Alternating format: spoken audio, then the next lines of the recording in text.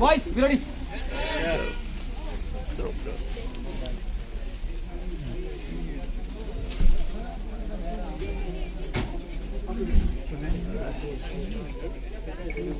Yes, 1, 2, 3.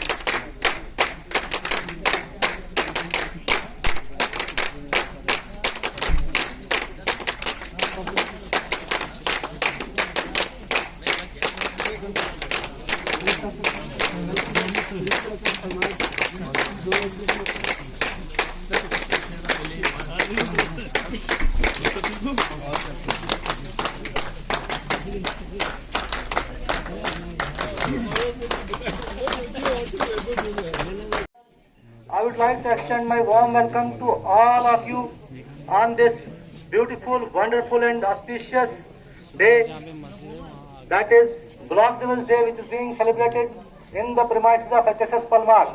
सीखा, समझा और इसी प्रोग्राम के अंदर इस प्रोग्राम को स्टार्ट करने से पहले हम चाहते हैं कि सारे लोग अपनी अपनी जगह पे खड़े हों और तमिल लैंग्वेज में राष्ट्रगान से इस प्रोग्राम।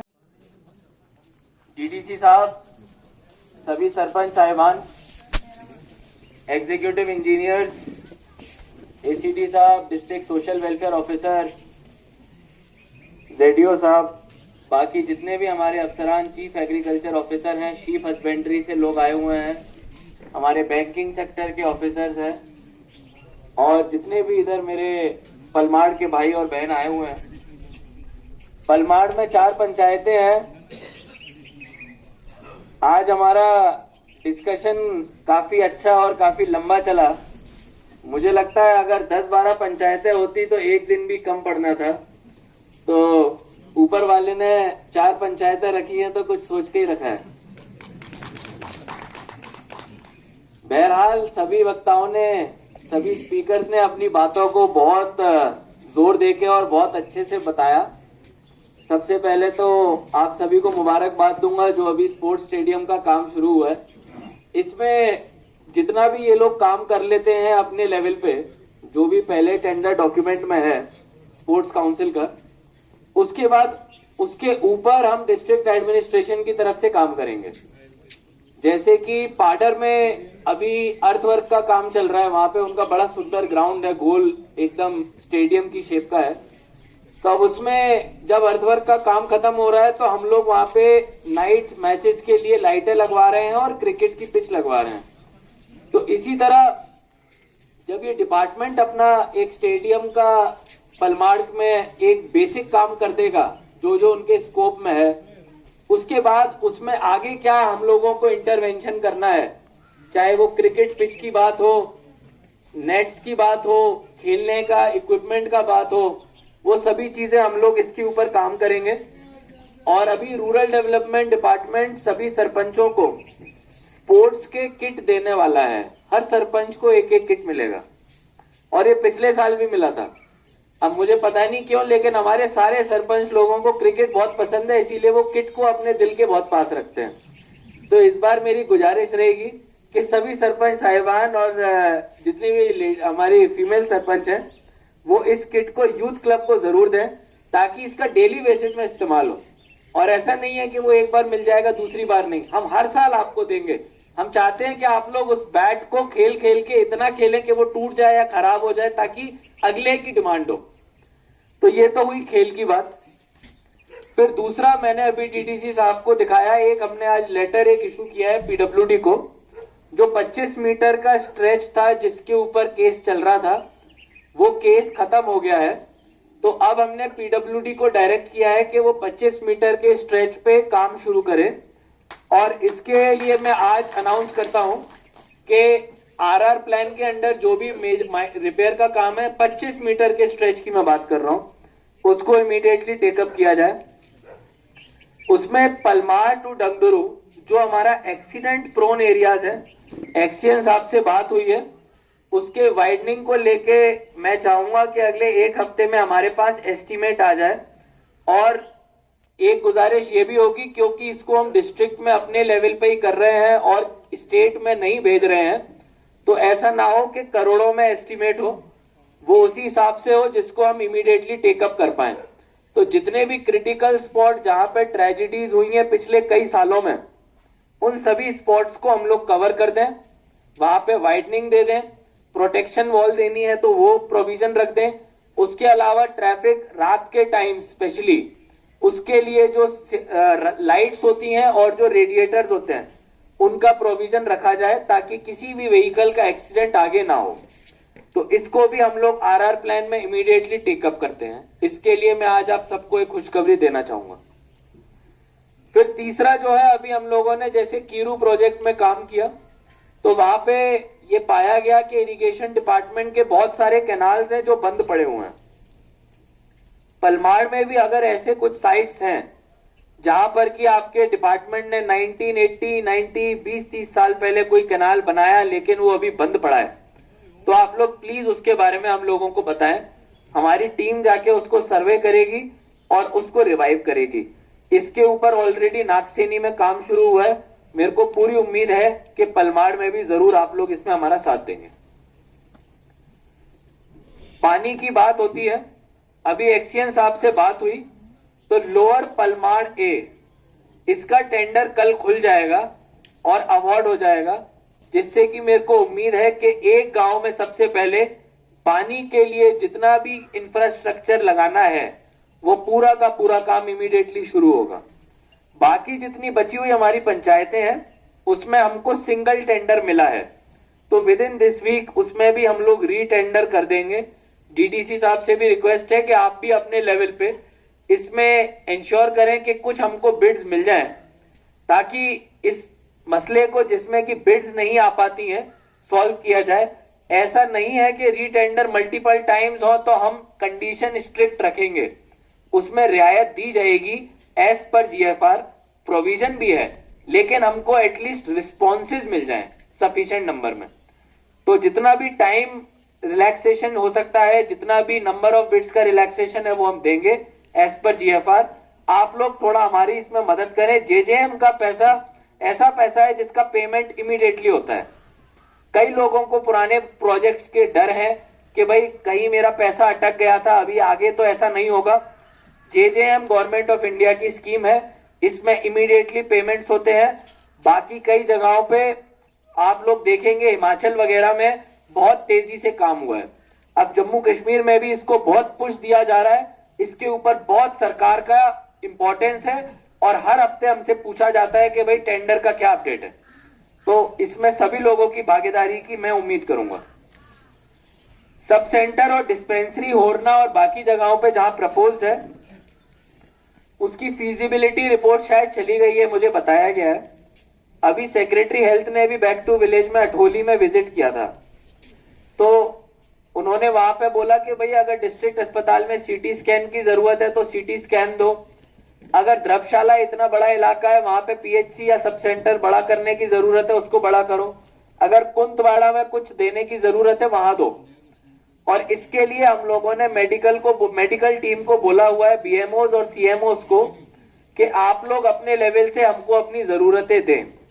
तो अगर एनटीपीएचसी को पीएचसी में कन्वर्ट करने का प्रपोजल ऑलरेडी बन चुका है तो उसके लिए मैं रिक्वेस्ट करूंगा कि ये जो अभी हम पूरे डिस्ट्रिक्ट का प्रपोजल भेज रहे हैं इसमें एक और बार भेज दिया जाए, क्योंकि अभी सेक्रेटरी साहब ने नया ज्वाइन किया है, तो उसको हम स्ट्रांगली टेकअप भी कर पाएंगे और उसमें एक्शन भी मिल पाएगा। आधार कैंप की अगर हम बात करें तो जैसे बताया गया गुज्जर बस्ती वगैरह में आधार कैंप नहीं है, तो जेडीओ साहब हमारा आधार का टीम इधर ही बैठता है ना? आधार का टीम इधर है।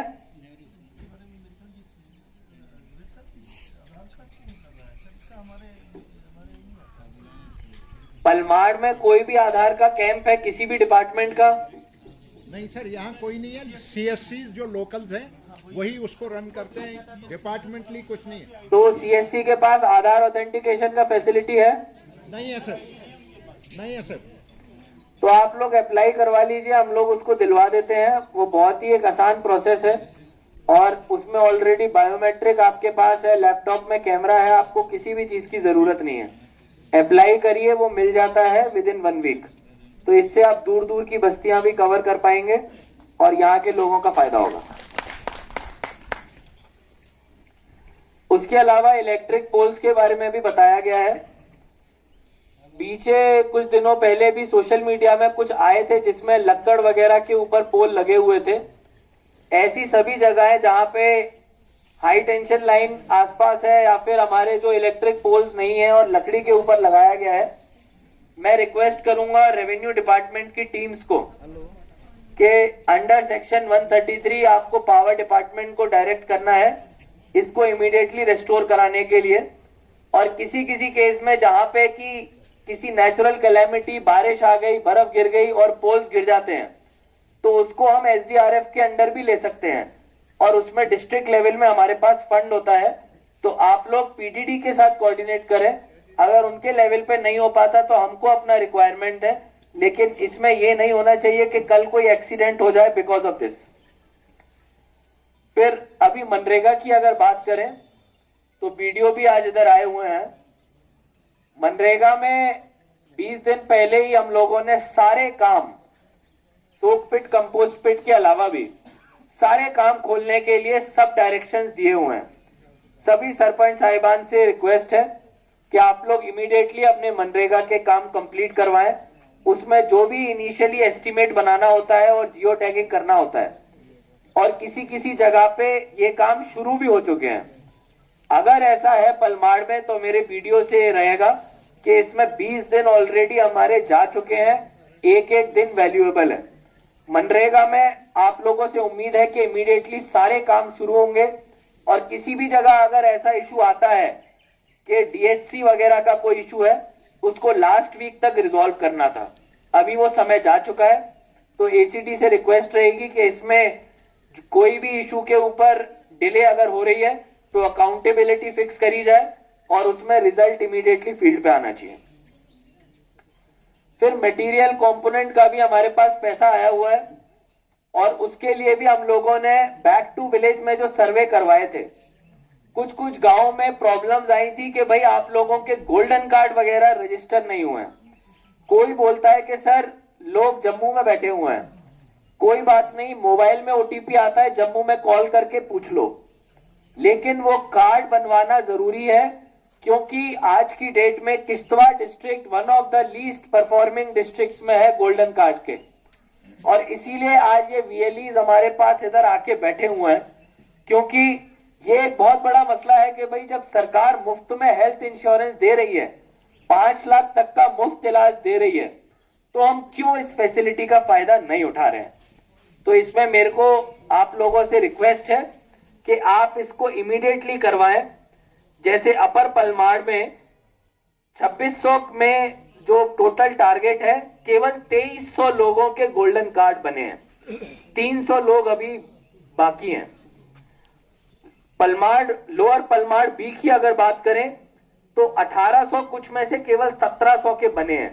तो इसके मतलब 100 से ज्यादा लोग बचे हुए हैं।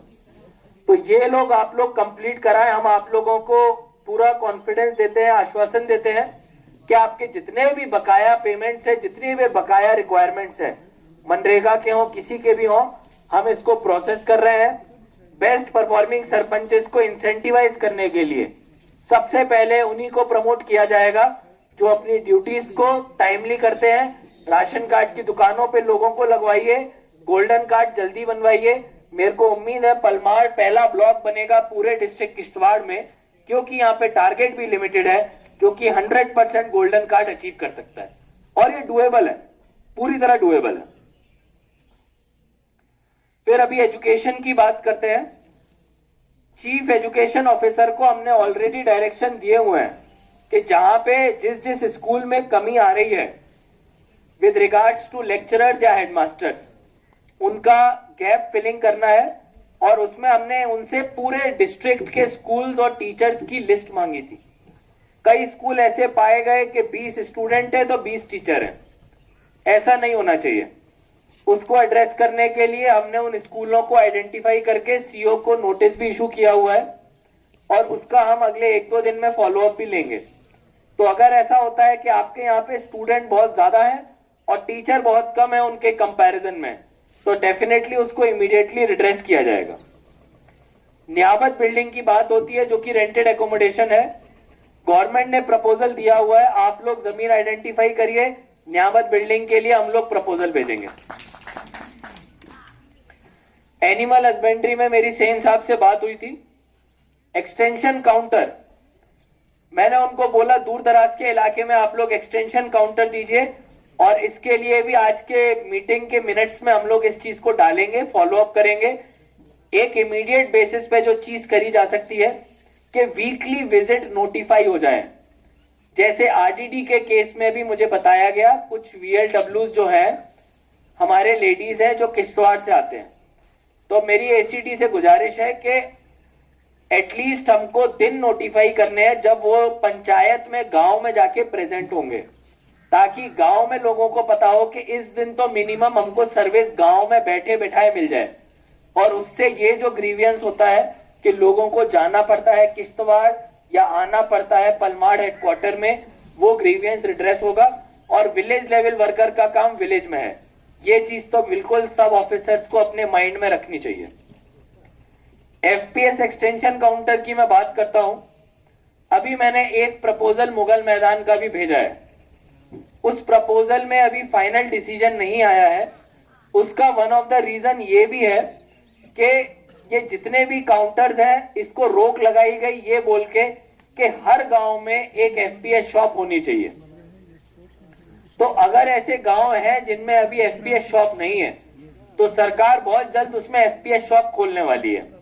बावजूद इसके मैं फूड सिविल सप्लाई डिपार्टमेंट से रिक्वेस्ट करूंगा कि आप लोग हमको एक्सटेंशन काउंटर के लिए प्रपोजल दे दीजिए, हम लोग उसको डिपार्टमेंट से टेकअप करते हैं। पंचायत घर के बारे में बताना चाहूंगा। Repair and renovation of panchayat घर पलमाड़ ए का प्रपोजल अप्रूव होके आ गया है, उसका पैसा एसीपी के पास आ गया है। विद इन 1 वीक उसका टेंडर लग जाएगा और मेरे को पूरी उम्मीद है रिपेयर रखा है सर, रिपेयर रखा है। रिपेयर एंड रेनोवेशन का एक प्रपोजल गया है पलमाड़ से, उसका पैसा आ गया है। विद इन 1 वीक उसका हम लोग पेपर वर्क कंप्लीट करके ग्राउंड पे काम शुरू कराएंगे। और अभी विजिट हो पाएगी तो उसको विजिट के बारे में मैंने आपको बता ही दिया। सेक्रेटरी साहब ने अपनी विजिट में बोला था कि इसको वो भी टेकअप करना चाहते हैं, लेकिन पूरे डिस्ट्रिक्ट लेवल पे। तो हम पूरे डिस्ट्रिक्ट का प्रपोजल बनाते हैं। बीएमओ के पीछे आपको लगना पड़ेगा, क्योंकि जब तक हमारे पास प्रपोजल नहीं आएगा हम उसको नहीं बेच सकते हैं। नए पटवार हल्के की भी बात है, अभी मैंने एसीआर साहब से बात की है।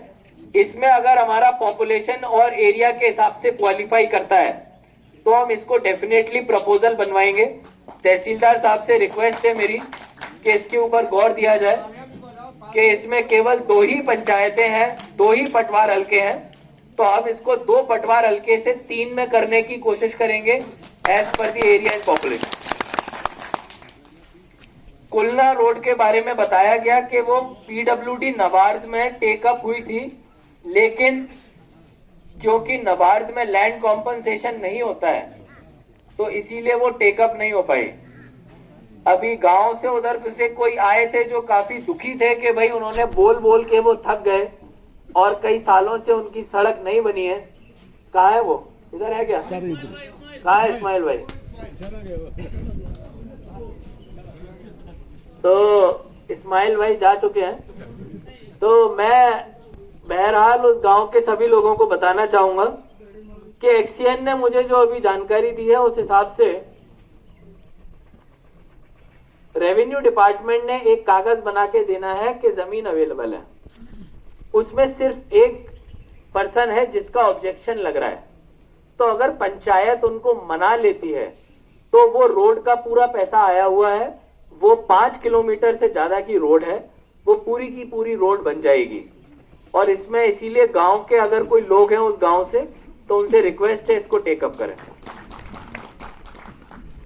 फिर उसके अलावा तहसीलदार साहब से भी रिक्वेस्ट है कि विद इन 2 वीक्स हम लोग हतना रोड का सर्वे कंप्लीट करें और 2 वीक सफिशिएंट टाइम होता है। उसमें आगे जाके मौसम भी फिर खराब हो जाएगा। तो right now is a good time to start this work.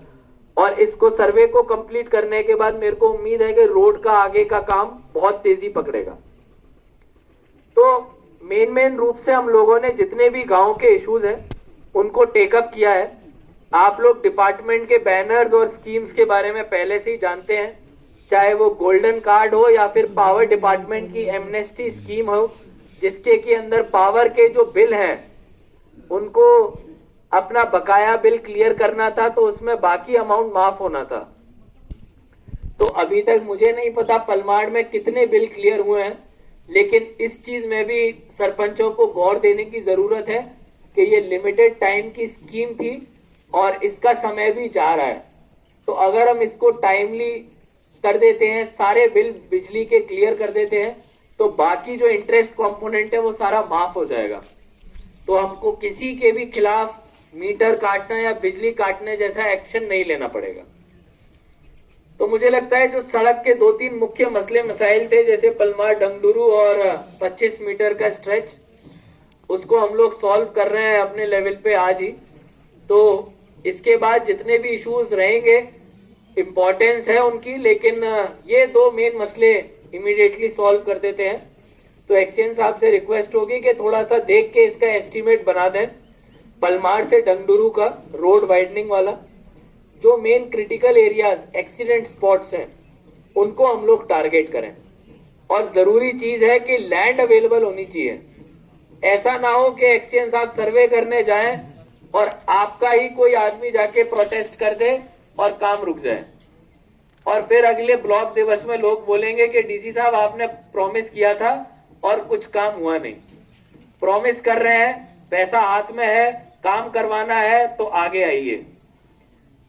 जो भी पंचायतें आगे आती है वो वही होती है जिनको समझ में आता है कि 50% काम गवर्नमेंट का है तो 50% अपना भी है। अगर आप लोग भी उसी जिम्मेदारी के साथ आगे आएंगे तो दोनों मिलके काम करेंगे, रिजल्ट बेटर आएगा। सेम चीज बाकी सड़कों के लिए भी, जो नवार्ड वाली सड़क है, जमीन देंगे, कोई ऑब्जेक्शन नहीं आएगा, काम इमीडिएटली शुरू होगा। तो इसी के साथ अपनी बात को खत्म करता हूं, फिर समय भी काफी हो गया है। हमारी एक 3:30 पे 4 बजे मीटिंग भी है, तो इसीलिए जल्दी निकलना भी है। और काफी सारे स्पीकर्स ने अपना पूरा समय ले लिया है, तो मेरा रिक्वेस्ट रहेगा कि कुछ चीजें अगली मीटिंग के लिए भी छोड़ें, क्योंकि बीडीसी मैडम ने मुझे बोला कि सर आप मेरे बिना जा रहे हो। तो मैंने उनको प्रॉमिस किया है कि भाई अगली बार मैं विजिट करूंगा बहुत ही जल्द, तो उनकी प्रेजेंस में करूंगा। लेकिन मैं फिर उस दिन शायद पंचायत ना करें हम लोग, क्योंकि सारे मसले मसाइल सुन चुके हैं, लेकिन बाकी जो इश्यूज होंगे उनका हम लोग साइट विजिट कर लेंगे।